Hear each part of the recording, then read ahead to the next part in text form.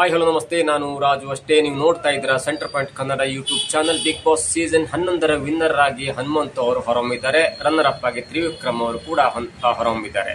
ಹನುಮಂತ್ ಅವರಿಗೆ ಹಣ ಸಿಕ್ಕಿದೆ, ಖ್ಯಾತಿ ಸಿಕ್ಕಿದೆ ಮತ್ತು ಕಾರ್ ಸಿಕ್ಕಿದೆ, ಎಲ್ಲವೂ ಸಿಕ್ಕಿದೆ. ಈಗ ಹನುಮಂತ್ ಅವರ ಮುಂದಿನ ಜೀವನ ಹೇಗೆ ನಡೆಯುತ್ತೆ ಅನ್ನೋದನ್ನ ಕಾದು ನೋಡಬೇಕು. ಬಿಗ್ ಬಾಸ್ ನಲ್ಲಿ ಮೊದಲ ಬಾರಿಗೆ ಬಿಗ್ ಬಾಸ್ ಕಾನ್ಸೆಪ್ಟ್ ಅನ್ನೇ ಉಲ್ಟಾ ಹೊಡೆದು ಬಿಗ್ ಬಾಸ್ ಅನ್ನೇ ಸೋಲಿಸಿ ಗೆದ್ದಂತ ಒಬ್ಬ ವ್ಯಕ್ತಿ ಅಂದ್ರೆ, ಈ ಬಿಗ್ ಬಾಸ್ ಇತಿಹಾಸದಲ್ಲಿ ಗೆದ್ದಂತ ಒಬ್ಬ ವ್ಯಕ್ತಿ ಅಂದ್ರೆ ಅದು ಹನುಮಂತ. ಯಾಕಂದ್ರೆ ಬಿಗ್ ಬಾಸ್ ಕಾನ್ಸೆಪ್ಟ್ ಹೇಗಿದೆ ಅಂದ್ರೆ, ಎಲ್ಲಾ ಕಂಟೆಸ್ಟೆಂಟ್ ಗಳನ್ನ ಒಂದು ರೂಮಿನಲ್ಲಿ ಕೂಡಾಕಿ ಅವರ ಮಾನಸಿಕ ಸ್ಥೈರ್ಯವನ್ನ ಕುಗ್ಗಿ ಆಟ ಆಡಿಸಿ ಸರಿಯಾಗಿ ಹೊಟ್ಟೆಗೆ ಕೊಡದೆ ತಮ್ಮ ಆಟವನ್ನ ಅವರ ಮೇಲೆ ಹೇರಿ ಕೊನೆಗೆ ಯಾರು ಅಂದ್ರೆ ತಮ್ಮ ವ್ಯಕ್ತಿತ್ವವನ್ನು ಕಳೆದುಕೊಂಡು ಯಾರು ಬಿಗ್ ಬಾಸ್ಗೆ ಸರೆಂಡರ್ ಆಗ್ತಾರಲ್ಲ ಅವರನ್ನ ವಿನ್ನರ್ ಅಂತ ಘೋಷಣೆ ಮಾಡಲಾಗುತ್ತೆ. ಅಂದ್ರೆ ಕೊನೆಯ ತನಕನೂ ಇದ್ದು ಯಾವುದೇ ಜಗಳ ಆಡದೆ ಎಲ್ಲವನ್ನೂ ಸಮತೋಲನದಲ್ಲಿ ನಡೆಸಿಕೊಂಡು ಕೊನೆಯ ತನಕ ಇದ್ದು ಯಾರು ಬಿಗ್ ಬಾಸ್ ಹೇಳಿದಂತೆ ಕೇಳ್ಕೊಂಡು ಸರೆಂಡರ್ ಆಗ್ತಾರಲ್ಲ ಅವರನ್ನ ಬಿಗ್ ಬಾಸ್ ವಿನ್ನರ್ ಆಗ್ತಾರೆ ಅನ್ನೋ ಒಂದು ಕಾನ್ಸೆಪ್ಟ್ ನಿಂದ ಸ್ಟಾರ್ಟ್ ಆಗಿದ್ದಂತ ಒಂದು ಬಿಗ್ ಬಾಸ್ ಶೋ ಇದು. ಆದ್ರೆ ಹನುಮಂತ್ ಅವರು ಬಿಗ್ ಬಾಸ್ ಹೇಳಿದಂತೆ ಯಾವುದೇ ಕಾರ್ಯಕ್ಕೂ ಸರೆಂಡರ್ ಆಗಲಿಲ್ಲ, ಯಾವುದೇ ತಂದಿಟ್ಟ ಜಗಳದಲ್ಲಿ ಭಾಗಿಯಾಗಲಿಲ್ಲ.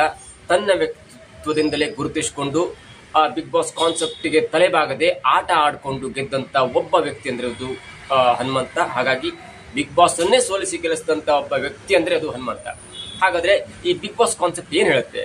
ಬಿಗ್ ಬಾಸ್ ಕಾನ್ಸೆಪ್ಟ್ ಸ್ಟಾರ್ಟ್ ಆಗಿದ್ದು ಹೇಗೆ ಅಂದ್ರೆ, ನಿಮ್ಗೆ ಏನಾದ್ರೂ ಒಂದು ಸ್ಫೂರ್ತಿ ಬೇಕಲ್ಲ, ಯಾವುದೇ ಒಂದು ಕಾರ್ಯಕ್ಕೆ ಅಥವಾ ಯಾವುದೇ ಒಂದು ಕಾರ್ಯಕ್ರಮಕ್ಕೆ ಏನಾದ್ರೂ ಒಂದು ಸ್ಫೂರ್ತಿ ಬೇಕಲ್ವಾ. ಹಾಗಾಗಿ ಆ ಬಿಗ್ ಬಾಸ್ ಕಾರ್ಯಕ್ರಮ ಶುರುವಾಗಿದ್ದನ್ನ ನೋಡೋದಾದ್ರೆ ಒಂದು 2 ನಿಮಿಷದಲ್ಲಿ ಹೇಳ್ಬಿಡ್ತೀನಿ ಬಿಗ್ ಬಾಸ್ ಕಾನ್ಸೆಪ್ಟ್ ಹೇಗೆ ಸ್ಟಾರ್ಟ್ ಆಯ್ತಂತ. ಮೊದಲು ಕನ್ನಡಕ್ಕೆ ಬರೋಕ್ಕಿಂತ ಮೊದಲು ಅದು ಹಿಂದಿಯಲ್ಲಿ ಬಿಗ್ ಬಾಸ್ ಕಾರ್ಯಕ್ರಮ ಆಯಿತು. ಹಿಂದಿ ಬರೋಕ್ಕಿಂತ ಮೊದಲು ಅದು ಇಂಗ್ಲೆಂಡ್ ನಲ್ಲಿ ಬಿಗ್ ಬ್ರದರ್ ಅನ್ನುವ ಒಂದು ರಿಯಾಲಿಟಿ ಶೋ ಸ್ಟಾರ್ಟ್ ಆಗಿತ್ತು. ಆ ಬಿಗ್ ಬ್ರದರ್ ಕಾನ್ಸೆಪ್ಟ್ ಹುಟ್ಕೊಂಡಿದ್ದು ಹೇಗಂದ್ರೆ, ಒಂದು ಕಾದಂಬರಿಯಿಂದ ನಾವು ಹೇಗೆ ಕಾದಂಬರಿಯಿಂದ ಸಿನಿಮಾ ಮಾಡ್ತೀವಲ್ಲ ಹಾಗೆ ಒಂದು ಕಾದಂಬರಿಯಿಂದ ರಿಯಾಲಿಟಿ ಶೋ ಆಗಿದ್ದು ಇದೇ ಪ್ರಥಮ ಬಾರಿಗೆ. ಅಂದ್ರೆ ನಮ್ಮ ಟಿವಿ ರಿಯಾಲಿಟಿ ಶೋ ಅಲ್ಲಿ ಮೊದಲ ಬಾರಿಗೆ ಒಂದು ಕಾದಂಬರಿ ಆಧಾರಿತ ಒಂದು ಕಾನ್ಸೆಪ್ಟ್ ಇಟ್ಕೊಂಡು ರಿಯಾಲಿಟಿ ಶೋ ಅನ್ನುವ ಮನೋರಂಜನಾ ಕಾರ್ಯಕ್ರಮವಾಗಿ ಮಾರ್ಪಾಡು ಮಾಡುತ್ತೆ ಈ ಬಿಗ್ ಬ್ರದರ್ ಅಂತ ಒಂದು ಕಾರ್ಯಕ್ರಮದಿಂದ. ಹಾಗಾದ್ರೆ ಆ ಕಾದಂಬರಿ ಯಾವುದು? ಆ ಕಾದಂಬರಿ 1984 ಎನ್ನುವ ಒಂದು ಇಂಗ್ಲಿಷ್ ಕಾದಂಬರಿ. ಆ ಇಂಗ್ಲಿಷ್ ರೈಟರ್ ಆದಂತ ಜಾರ್ಜ್ ಓರ್ವೆಲ್ ಅನ್ನುವಂತ ಒಂದು ರೈಟರ್ 1984 ಅನ್ನುವ ಒಂದು ಕಾದಂಬರಿಯನ್ನು ಬರೆದಿರ್ತಾರೆ. ಅದು ಬರೆದಿದ್ದು ಮತ್ತು ರಿಲೀಸ್ ಆಗಿದ್ದು 1949 ಅಲ್ಲಿ, 1949ರಲ್ಲಿ ಆ ಬುಕ್ ರಿಲೀಸ್ ಆಗುತ್ತೆ.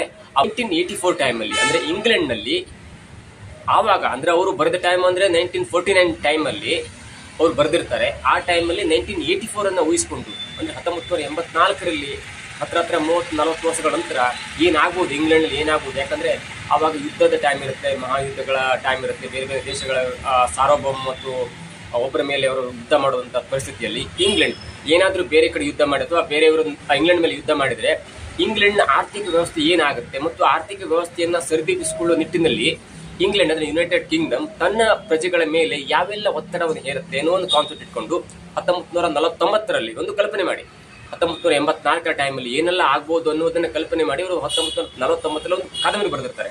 ಅದ್ರ ಹೆಸರು 1984 ಅಂತ. ಆ ಕಾದಂಬರಿ ಏನಾಗುತ್ತಂದ್ರೆ, ಇಂಗ್ಲೆಂಡ್ ದಿವಾಳಿ ಆಗುತ್ತೆ, ಇಂಗ್ಲೆಂಡ್ನ ಆರ್ಥಿಕ ವ್ಯವಸ್ಥೆ ಹದಗೆಡುತ್ತೆ. ಆವಾಗ ಅಲ್ಲೇ ಆಳುವಂತ ಪಕ್ಷಗಳು ತನ್ನ ಪ್ರಜೆಗಳ ಮೇಲೆ ಒಂದು ಒತ್ತಡವನ್ನು ಹೇರ್ತಾರೆ. ಅಂದ್ರೆ ನೀವು ಅಂದ್ರೆ ಜಸ್ಟ್ ಲೈಕ್ ಎಮರ್ಜೆನ್ಸಿ, ನೀವು ಯಾವುದೇ ಸರ್ಕಾರದ ವಿರುದ್ಧ ಪ್ರತಿಭಟನೆ ಮಾಡಬಾರ್ದು, ನಿಮ್ಮ ಎಲ್ಲ ಆಗು ಹೋಗುಗಳನ್ನು ಕೂಡ ನಾವು ಗಮನಿಸ್ತಾ ಇರ್ತೇವೆ. ಏನಾದ್ರೂ ನೀವು ನಮ್ಮ ವಿರುದ್ಧ ತಿರುಗಿ ಬಿದ್ರೆ, ನಮ್ಮ ವಿರುದ್ಧ ಪ್ರತಿಭಟನೆ ಮಾಡಿದ್ರೆ ನಾವು ನಿಮ್ಮನ್ನು ಶಿಕ್ಷೆ ಮಾಡ್ತೇವೆ. ಹಾಗಾಗಿ ಊರಿನ ಗಲ್ಲಿಯ ರೋಡ್ ಕಾರ್ನರ್ ಮತ್ತು ಮನೆಯ ಅಕ್ಕಪಕ್ಕ ಎಲ್ಲ ಕೂಡ ಒಂದೊಂದು ಬೋರ್ಡ್ ಇರುತ್ತೆ. ಅದು ಯಾವ ಬೋರ್ಡ್ ಅಂದ್ರೆ big brother is watching you ಅಂತ. ಅಂದ್ರೆ ಬಿಗ್ ಬ್ರದರ್ ಅಂದ್ರೆ ಅದು ಆ ದೇಶದ ರಾಜ ಅಂತ. ಅಂದ್ರೆ ಆ ರಾಜ ನಿಮ್ಮ ಎಲ್ಲವನ್ನೂ ನೋಡ್ತಾ ಇದ್ದಾನೆ, ನಿಮ್ಮ ಎಲ್ಲ ಆಕ್ಟಿವಿಟೀಸ್ ನೋಡ್ತಾ ಇದ್ದಾನೆ. ನಿಮ್ಗೆ ಏನೇ ಆಗ್ಬೇಕು ಅಂದ್ರೂ ಅದು ನಿಮ್ಮ ಟಿವಿ ಮುಖಾಂತರ ಬರುತ್ತೆ. ನೀವು ಆ ರಾಜ್ಯದಲ್ಲಿ ಮೀನ್ಸ್ ಇಂಗ್ಲೆಂಡ್ ಅಲ್ಲಿ ಆಗುವಂತ ಎಲ್ಲ ಆಗು ಹೋಗುಗಳು ನಿಮ್ಮ ಟಿವಿ ಪರದೆ ಮೇಲೆ ಬರುತ್ತೆ. ಜೊತೆಗೆ ನಿಮ್ಮ ಎಲ್ಲವನ್ನು ಕೂಡ ಆ ಟಿವಿ ಮುಖಾಂತರ ಮತ್ತು ಆ big brother is watching you ಅನ್ನೋ ಒಂದು ಬೋರ್ಡ್ ಇದೆಯಲ್ಲ ಆ ಮುಖಾಂತರ ನಿಮ್ಮ ಎಲ್ಲ ಆಗು ಹೋಗುಗಳನ್ನ ದೊಡ್ಡವರು ಅಂದ್ರೆ ರಾಜರು, ಪೊಲೀಸ್ ವ್ಯವಸ್ಥೆ ನೋಡುತ್ತೆ. ನೀವೇನಾದ್ರೂ ಹೆಚ್ಚು ಕಡಿಮೆ ಮಾಡಿ ನಮ್ಮ ವಿರುದ್ಧ ಪ್ರತಿಭಟನೆ ಮಾಡಿದ್ರೆ ನಿಮ್ಮನ್ನು ಶಿಕ್ಷೆ ಮಾಡ್ತೀವಿ ಅನ್ನೋ ಒಂದು ಕಾನ್ಸೆಪ್ಟ್ ಅಲ್ಲಿ ಸ್ಟಾರ್ಟ್ ಆಗುತ್ತೆ. ಅಂತ ಕಾನ್ಸೆಪ್ಟ್ ಅಲ್ಲಿ ಏನಾಗುತ್ತೆ ಅಂದ್ರೆ, ಒಬ್ಬ ಆ ಇಂಗ್ಲೆಂಡ್ ವಿರುದ್ಧವಾಗಿ ತಿರುಗಿ ಬೀಳುವಂತ ಒಬ್ಬ ವ್ಯಕ್ತಿ, ಒಬ್ಬ ಸೋಷಿಯಲಿಸ್ಟ್, ಅವನ ಹೆಸರು ವಿನ್ಸ್ಟನ್ ಅಂತ. ಅವನು ಆ ವ್ಯವಸ್ಥೆ ವಿರುದ್ಧ ತಿರುಗಿ ಬೀಳ್ತಾನೆ. ಅಂದ್ರೆ ಅವನಿಗೆ ಅದು ಸರಿ ಅನ್ಸಲ್ಲ, ಇದು ಎಮರ್ಜೆನ್ಸಿ ಸರಿ ಅನ್ಸಲ್ಲ, ಅಥವಾ ಅವರು ಸರ್ಕಾರ ಮಾಡುವಂತ ಒತ್ತಡ ಸರಿ ಅನ್ಸಲ್ಲ. ಹಾಗಾಗಿ ಅವನು ಸರ್ಕಾರದ ವಿರುದ್ಧ ಪ್ರತಿಭಟನೆ ಮಾಡ್ತಾನೆ, ಸರ್ಕಾರದ ನಡೆಗಳನ್ನ ಟೀಕಿಸ್ತಾನೆ. ಅದನ್ನೆಲ್ಲ ಗಮನಿಸಿದಂತ ಬಿಗ್ ಬ್ರದರ್ ಅಂದ್ರೆ ಇಂಗ್ಲೆಂಡ್ ಸಂಸ್ಥಾನ ಅವನ ನಡೆಯನ್ನ ಹೋಗಲಾಡಿಸ್ಲಿಕ್ಕೆ, ಅವನನ್ನ ಸರೆಂಡರ್ ಮಾಡ್ಕೊಳ್ಳಿಕ್ಕೆ, ಅಂದ್ರೆ ತಾನು ಹೇಳಿದಂತೆ ಕೇಳಲಿಕ್ಕೆ ಒಂದು ಒಂದು ಹುಡುಗಿಯನ್ನ ಬಿಡ್ತಾರೆ. ಅಂದ್ರೆ ಒಂದು ಲೇಡಿಯನ್ನ, ಒಂದು ಸುಂದರವಾದ ಹುಡುಗಿಯನ್ನ ಬಿಡ್ತಾರೆ. ಅವಳ ಹೆಸರು ಜೂಲಿಯಾ ಅಂತ. ಜೂಲಿಯಾ ವಿನ್ಸ್ಟನ್ ಅನ್ನ ಪರಿಚಯ ಮಾಡಿಕೊಂಡು ಗೆಳೆತನ ಆಗುತ್ತೆ. ಆಮೇಲೆ ವಿನ್ಸ್ಟನ್ನ ಯೋಚನೆಗಳಿಗೆ ಇವಳು ಸೊಪ್ಪು ಹಾಕ್ತಾಳೆ. ಅಂದ್ರೆ ನೀನ್ ಮಾಡು ಸರಿ ಅಂತ. ಅದರಿಂದ ಸ್ವಲ್ಪ ಖುಷಿಗೊಂಡಂತ ಅವನು ಇವಳ ಪ್ರೀತಿಯಲ್ಲಿ ಬೀಳ್ತಾನೆ. ಆನಂತರ ಇಬ್ಬರು ಕೂಡಿ ಆ ಪ್ರತಿಭಟನೆ ಮಾಡ್ತಾರೆ. ಇಬ್ಬರು ಅಂದ್ರೆ ಜೂಲಿಯಾ ಮಾತು ಕೇಳಿ ಅವನು ತನ್ನ ಪ್ರತಿಭಟನೆಯನ್ನ ಮತ್ತು ಸರ್ಕಾರ ವಿರುದ್ಧ ನಡೆಗಳನ್ನ ಸ್ವಲ್ಪ ಜೋರು ಮಾಡ್ತಾನೆ. ಆನಂತರ ಅದನ್ನೆಲ್ಲ ಗಮನಿಸಿದಂತ ಸರ್ಕಾರ, big brother is watching you ಅಂತ ಬೋರ್ಡ್ ಇದೆಯಲ್ಲ, ಆ ಬಿಗ್ ಬ್ರದರ್ ಆ ವಿನ್ಸ್ಟನ್ ಅನ್ನ ಹಿಡಿದುಕೊಂಡು ಹೋಗಿ ಅತಿ ಕಠಿಣ ಶಿಕ್ಷೆಗೆ ಒಳಪಡಿಸ್ತಾರೆ.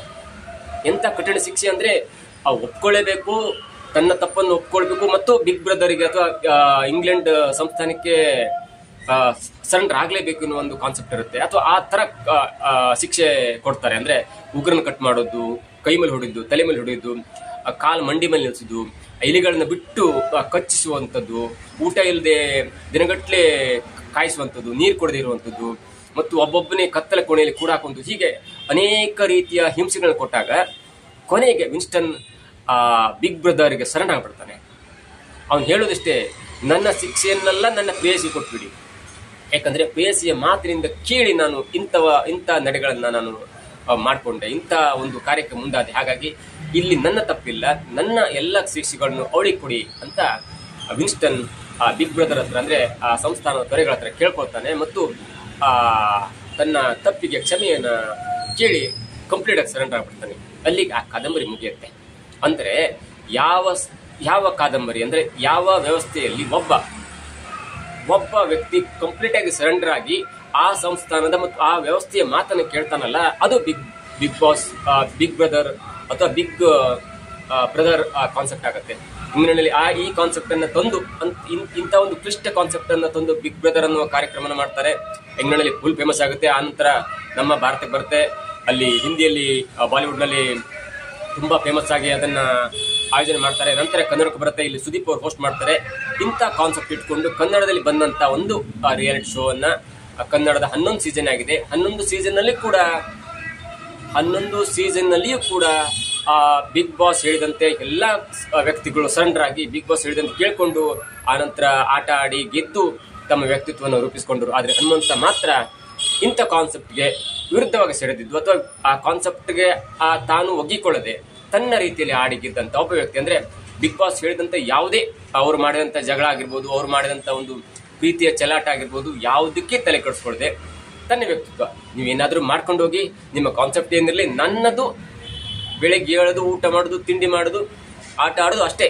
ಜಗಳ ಆದ್ರೆ ಅಲ್ಲಿಂದ ಹೊರಗೆ ಹೋಗುದು, ಅಷ್ಟು ಬಿಟ್ಟು ಬೇರೆ ಯಾವುದನ್ನು ಮಾಡಿದ ತನ್ನ ವ್ಯಕ್ತಿತ್ವದಿಂದಲೇ ಗೆದ್ದು ಬಿಗ್ ಬಾಸ್ ನಲ್ಲಿ ಇತಿಹಾಸ ಸೃಷ್ಟಿಸಿ ಬಿಗ್ ಬಾಸ್ ಕಾನ್ಸೆಪ್ಟ್ಗೆ ಸೆಡ್ ಹೊಡೆದು ಬಿಗ್ ಬಾಸ್ ಅನ್ನೇ ಸೋಲಿಸಿದ ಖ್ಯಾತಿ ಅಂದ್ರೆ ಅದು ಹನುಮಂತವರಿಗೆ ಸಲ್ಲತ್ತೆ.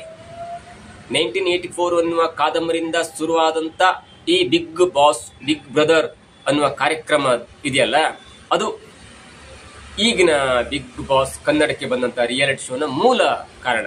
ಅಂತ ಕಾನ್ಸೆಪ್ಟ್ ಅನ್ನೇ ಉಲ್ಟಾ ಮಾಡಿದಂತ ಕೀರ್ತಿ ಯಾರಿಗಾದ್ರೂ ಇದ್ರೆ ಅದು ಹನುಮಂತವರಿಗೆ ಮಾತ್ರ ಅಂತ ಹೇಳ್ತಾ ಇವತ್ತಿನ ಕಾರ್ಯಕ್ರಮನ ಮುಗಿಸ್ತಾ ಇದೀವಿ. ನೋಡ್ತಾ ಇದ್ದೀವಿ centre point Kannada YouTube channel.